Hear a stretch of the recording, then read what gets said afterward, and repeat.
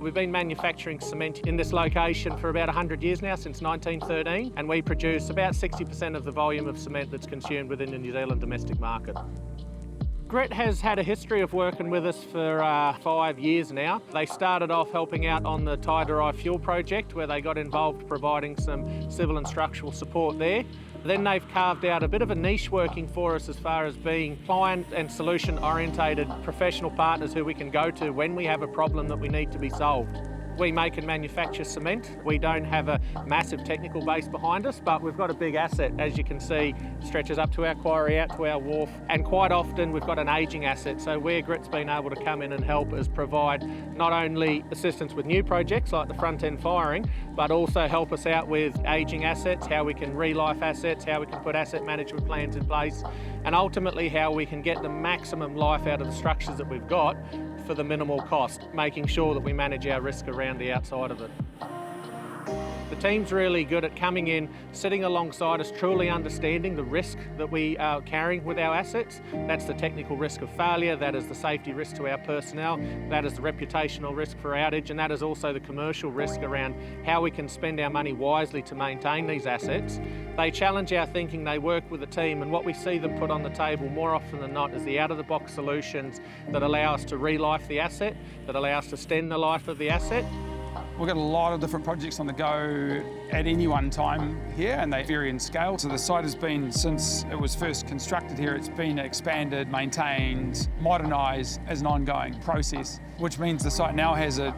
really interesting mix of original assets which have been performing well in excess of their original intended design life, and ultra modern brand new industrial kit. I love the work we're doing on the jetty because it's just so critical to this organisation, and we're really good at that sort of lateral thinking and thinking outside the box, trying to find alternative ideas. That project's an example where there's a lot of people who looked at that project and not seen a way forward with it. The preheated tower behind us is extremely complex. High temperature, refractory line, cyclones, and then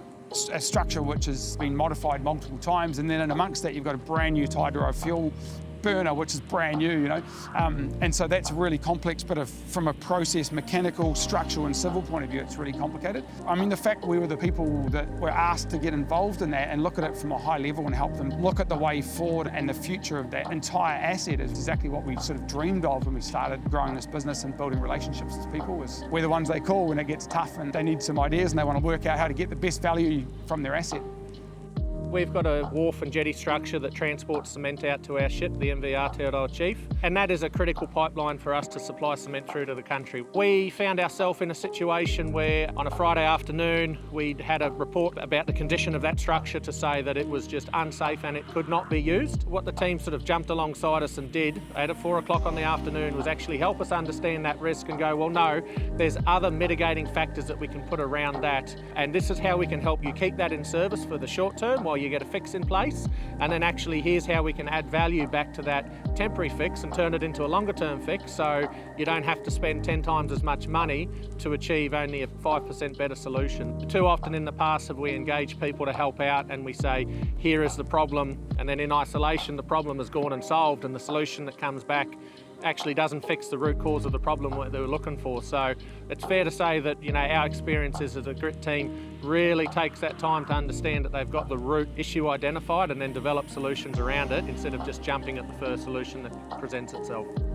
The thing I'd say I'd be most proud of with GBC outside of the actual projects is just the relationship we have with them. We always sort of strive to be the organisation that people trust and that they will call when they've got a challenge or an idea.